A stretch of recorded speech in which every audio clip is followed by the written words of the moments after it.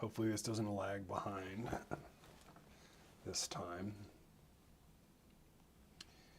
Just gonna make sure that this stuff is in the right place. Looks like it.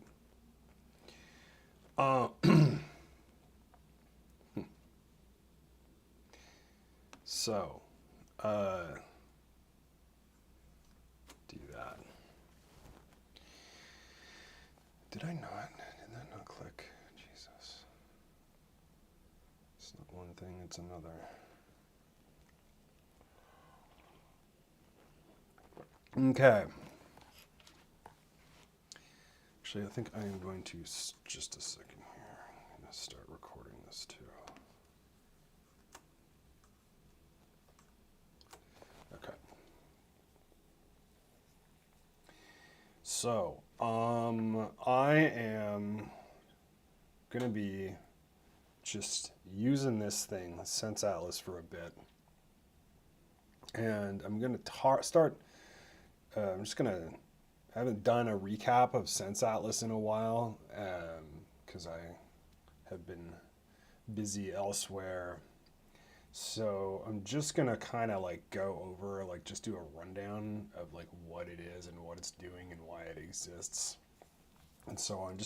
I tend to do this periodically just as my own understanding of it kind of matures, and then my messaging on it can get a lot more compact. So this is a thing that I designed. This is a piece of software that I made called Sense Atlas. I'll make it full screen. And what it does is its job. So this is really, like, I call it an organizational cartography kit.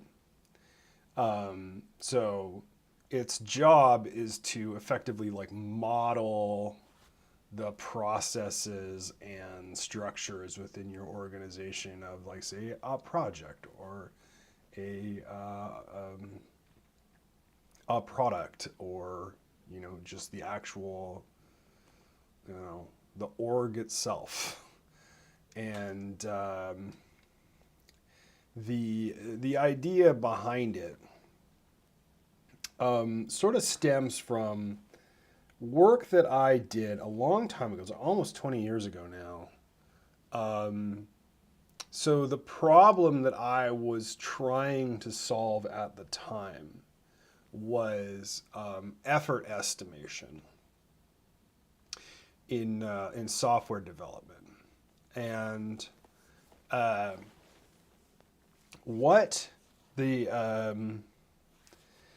I found effectively was that if you're trying to answer the question, how long is it going to take and how much it's going to cost, you gotta first figure out what all you need. Now,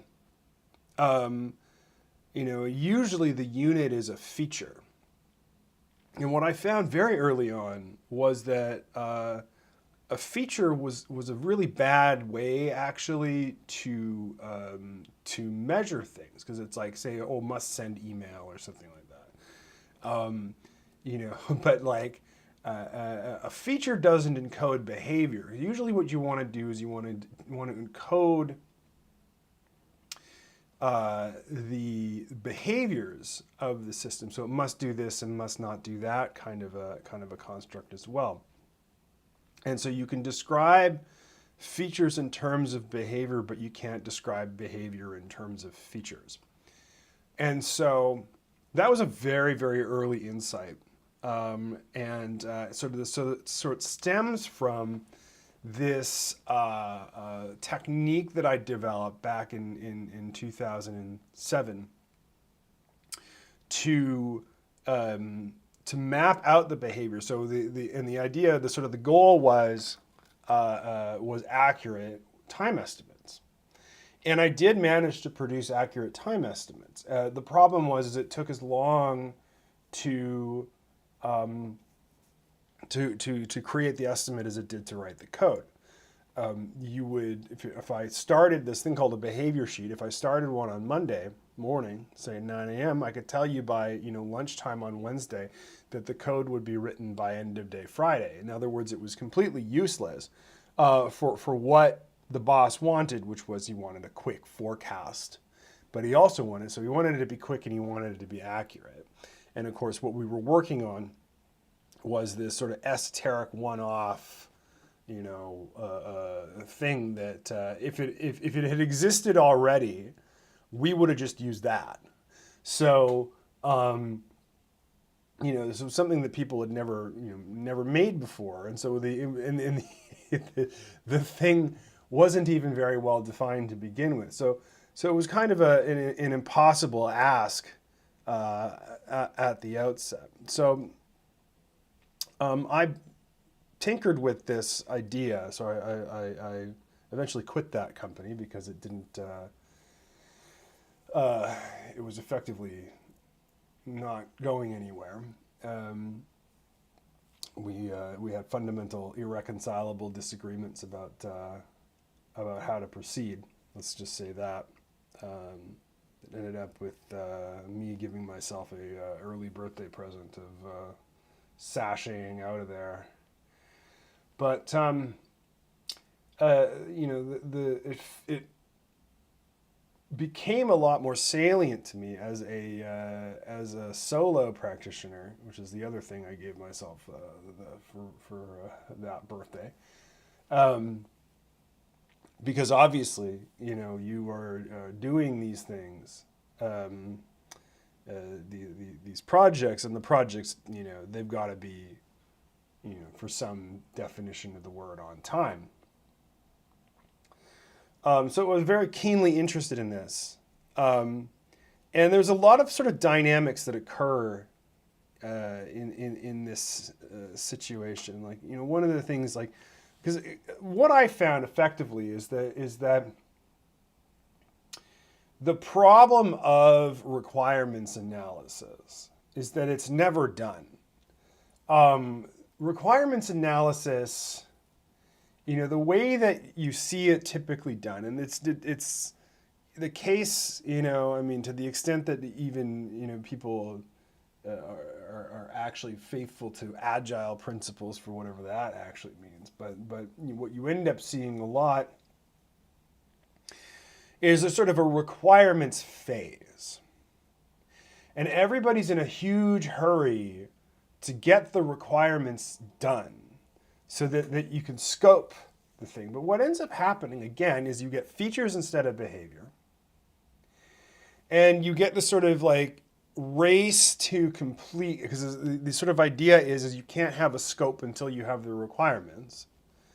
And you can't, a lot of cases you can't even have a contract, when you, and so there's this sort of mad rush to do requirements analysis, but no interest in actually figuring out what needs to be done. And so, I think one of the things that was very obvious early on was just how, that's weird. One of the things that was very interesting early on was just how, broken that whole process really was. And so, if I was going to say that, like, what this tool represents is sort of my attempt to tackle a whole bunch of things in parallel that are kind of pathological about the process of software development, maybe be an exemplar of this class of problem, but I actually think that it stretches out to the kinds of endeavors that are generally where the problem is, for the most part, is that actually the requirements analysis is most of the job. And in fact, I would just say that this is what this solves, is that when requirements analysis is a huge part of the job, more than half. Because what is effort estimation if not, requirements analysis, if not feasibility analysis, if not, like, what is an effort estimate?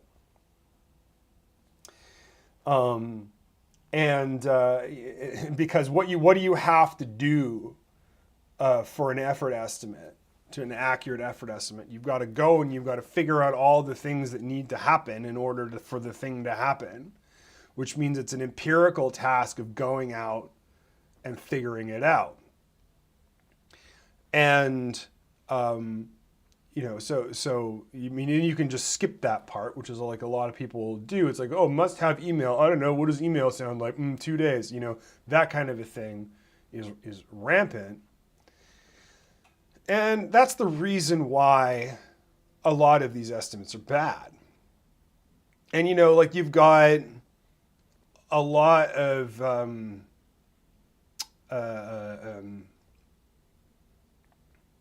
what do you call it? There's a lot of writing on the subject of effort estimation, but you don't really see a lot of people interrogating the premise. And you'd think that the premise is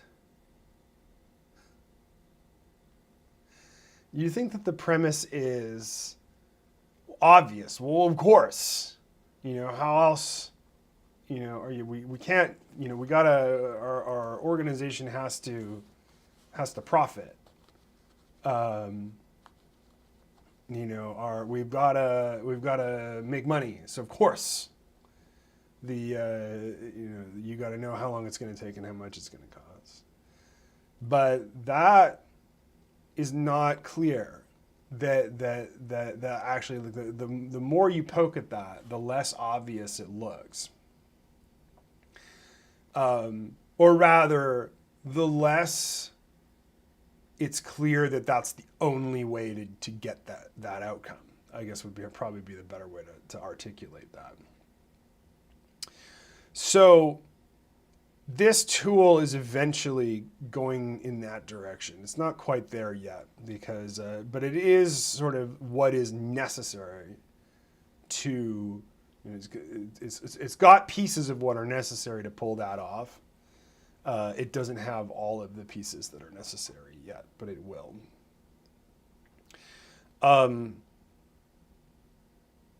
Let me just sort of, like, this has been completely unscripted so far, so I don't have and let me just sort of, this is, not too terrible a warm up here, but I might just start talking about this like it's a product showcase, so I can just clip that out and ship that on its own. So yeah, this is a product I'm working on. It's called Sense Atlas. It is a tool for making sense, for mapping processes, mapping projects, mapping conceptual structures, mapping organizations and people and bibliographic material and so on and so forth. It's a knowledge graph, effectively. It's also kind of like what we're looking at right here is, this is the planning module, which is kind of the backbone of it in a lot of ways.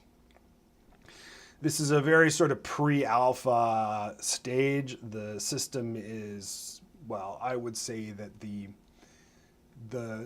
differentiation between this tool and others like it is I really started with the data. So I started with the theory that the reason why tools like this, and I'll get to these kinds of tools in a second, but the reason why tools like this are not pervasive. Like, why isn't everybody using these?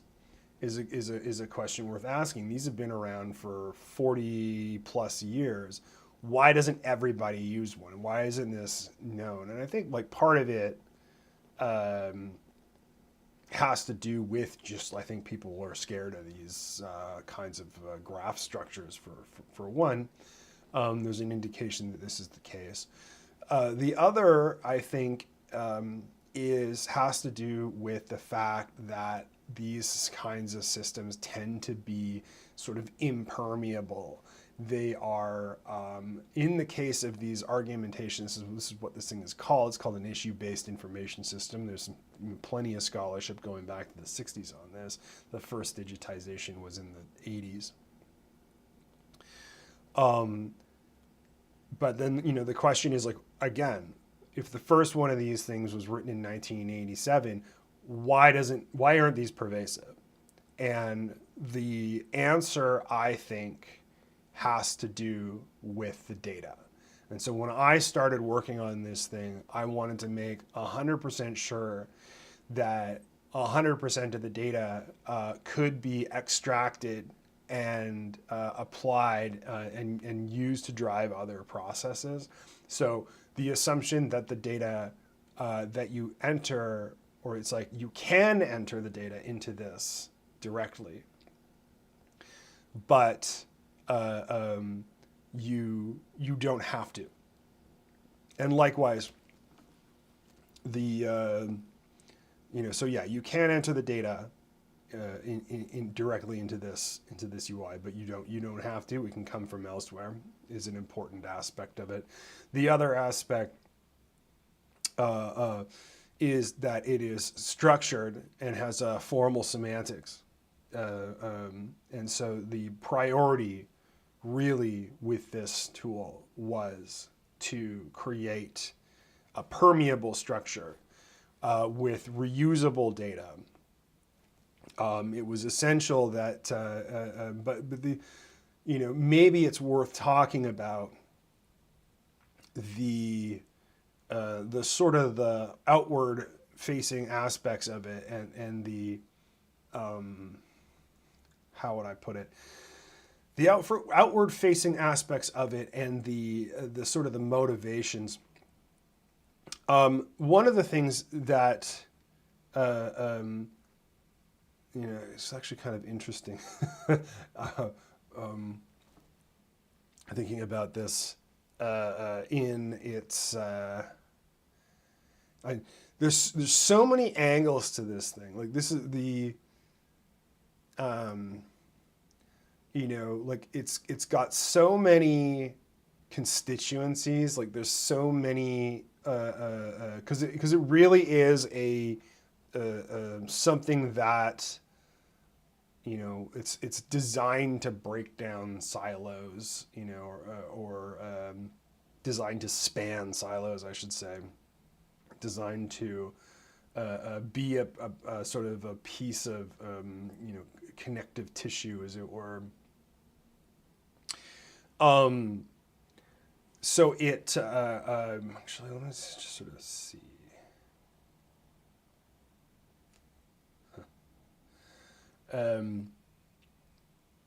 How would I characterize it? So I think this is just me, by the way. Like I am like fully just riffing right now. I do not have a script for this.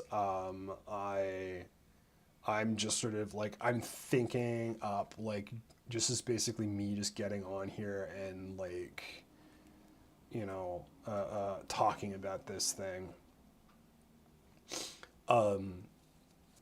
And sort of like the problem that it solves is, really manifold again. So one aspect that was really important, and I could actually just go back to the Sense Atlas rationale, and I could just friggin' type start over. I started out doing that.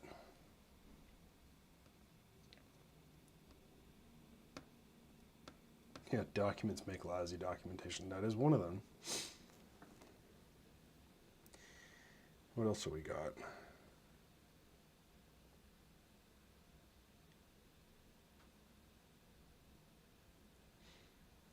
So one of the issues, and you'll see what this is doing,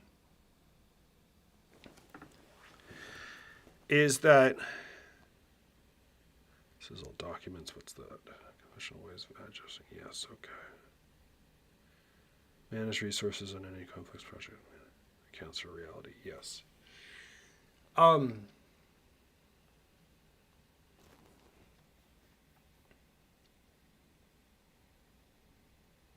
Post-industrial projects tend to be wicked problems characterized by pervasive ambiguity, diverse and divergent stakeholders, and trade-offs. Yep.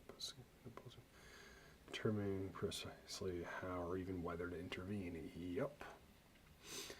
Let me just actually go back to that.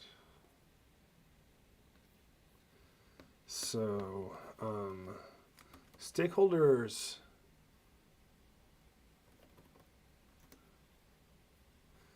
I would say it's often very difficult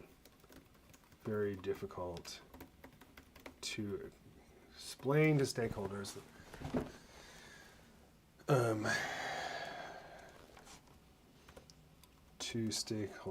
to justify to stakeholders, I should say, justify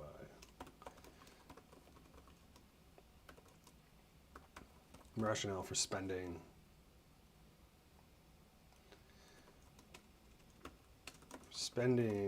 time and resources on resources, but I mean time is a resource.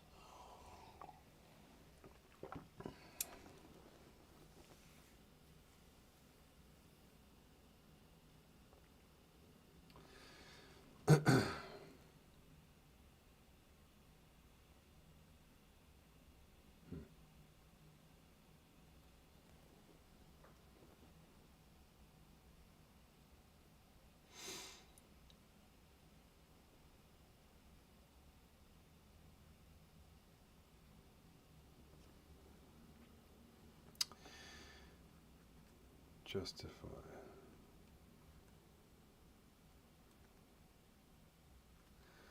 On endeavors did not personally endorse.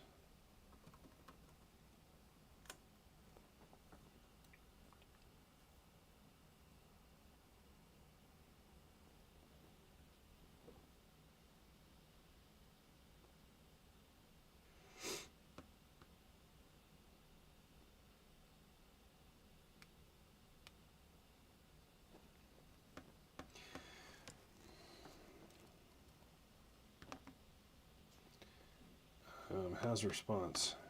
Show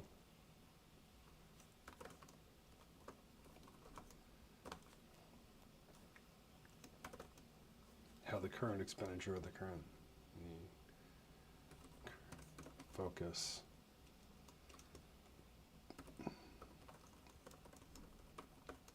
to the issues most concerned with.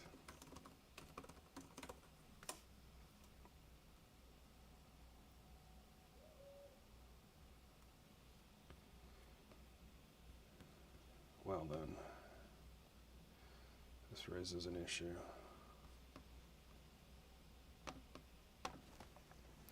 Under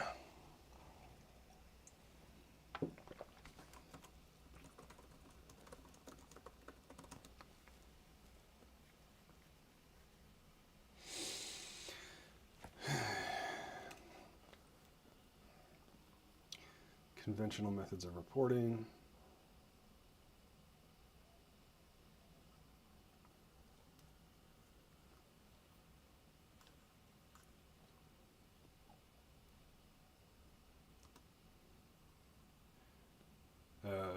doing so would be very costly. Current, Jesus.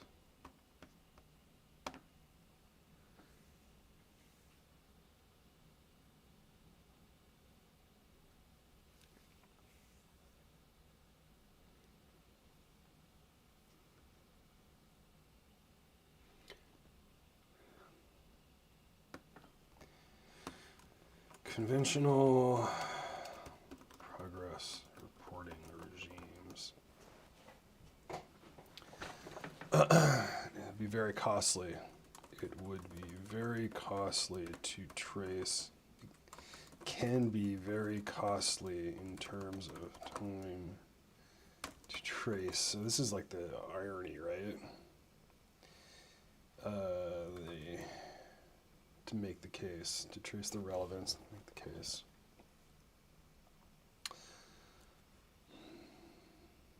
To make the case.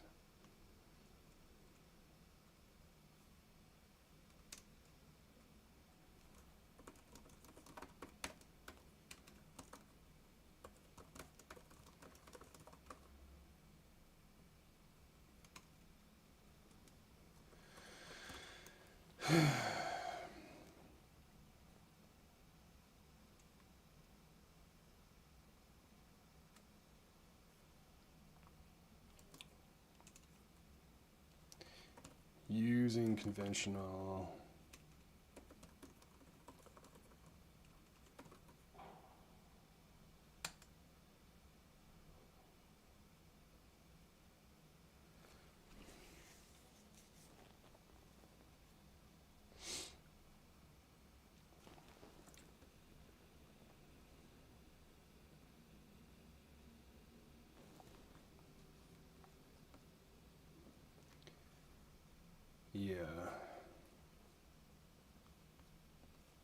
has response.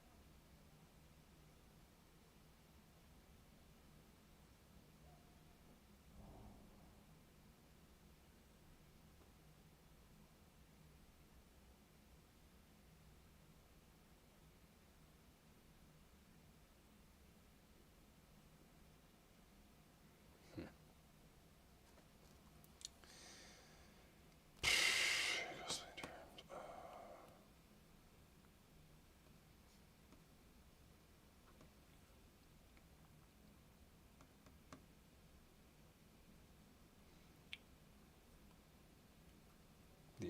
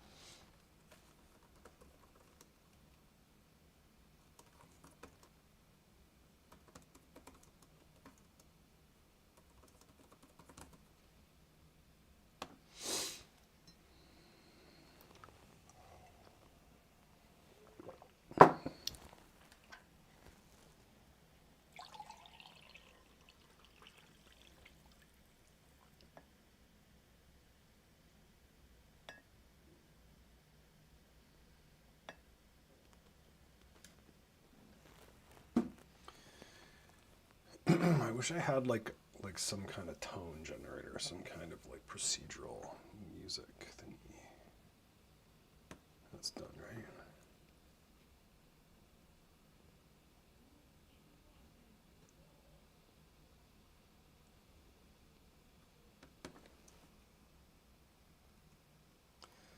Just call it risky.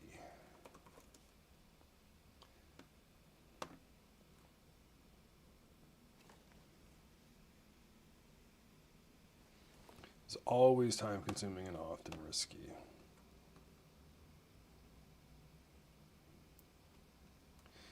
But anyway, the response to this is have the information system encode the chain of reason that gets.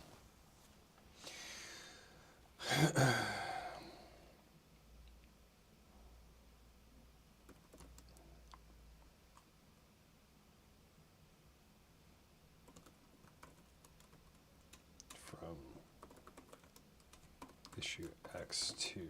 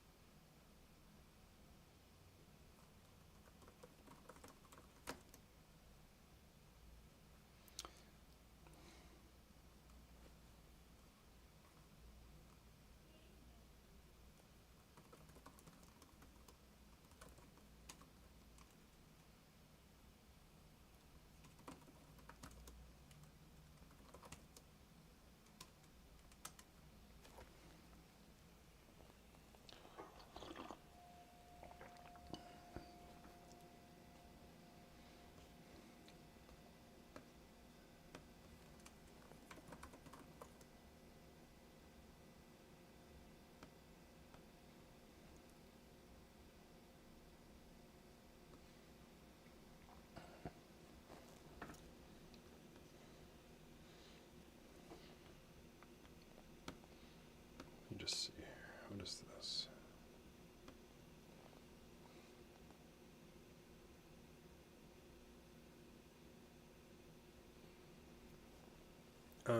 Another issue.